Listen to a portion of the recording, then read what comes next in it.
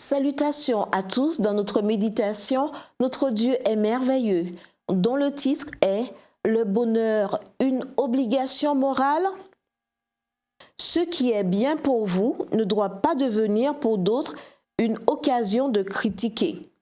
En effet, le royaume de Dieu n'est pas une affaire de nourriture et de boisson.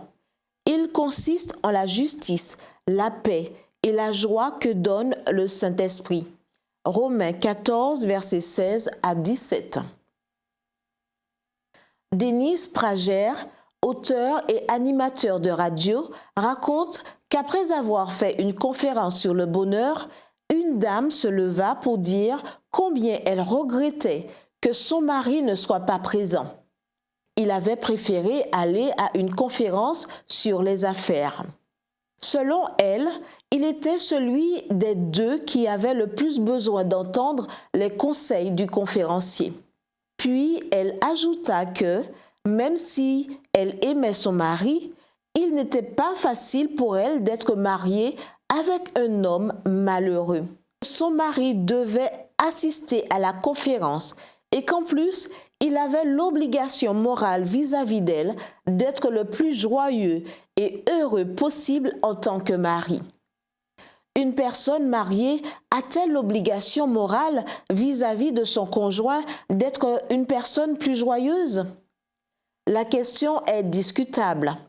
Mais Prager donne 3 raisons pour lesquelles, selon lui, le bonheur est une obligation morale.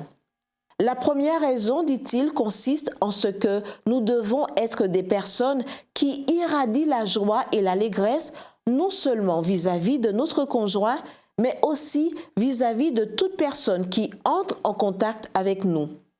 Cela ne signifie pas, bien sûr, qu'il n'y ait pas des moments où la tristesse puisse nous envahir.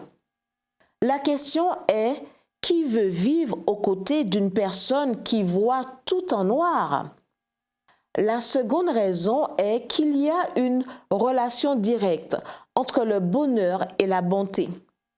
C'est-à-dire qu'il est généralement plus probable qu'une personne soit plus aimable, serviable et altruiste si elle a des sentiments de joie que si elle est triste. Troisièmement, dit Prager, les personnes religieuses malheureuses n'incarnent pas bien leur foi. Si leur foi est véritable, demande-t-il, pourquoi n'irradie-t-elle pas de bonheur? Ce dernier point m'a laissé pensif. En tant que chrétiens, devant le monde qui nous observe, incarnons-nous bien, vous et moi, la vie de notre Seigneur? Et nous savons comment a été cette vie. Bien que Jésus ait continuellement dû affronter de dures épreuves, son visage ne portait pas l'empreinte du chagrin. Au contraire, son cœur était d'une source de vie et partout où il allait, il apportait avec lui le calme, la paix, l'enjouement et la joie. Quel défi! Qu'on l'appelle obligation morale ou autrement, souvenons-nous que nous sommes des représentants du Christ. Partout où nous allons, irradions donc la paix et la joie en commençant aujourd'hui. Le royaume de Dieu n'est pas une affaire de nourriture et de boisson. Il consiste en la justice, la paix et la joie que donne le Saint-Esprit. Prions. Apprends-moi, Père Céleste, à bien représenter mon Sauveur. Que la justice, la paix et la joie du Saint-Esprit inondent aujourd'hui mon cœur. Au nom de Jésus.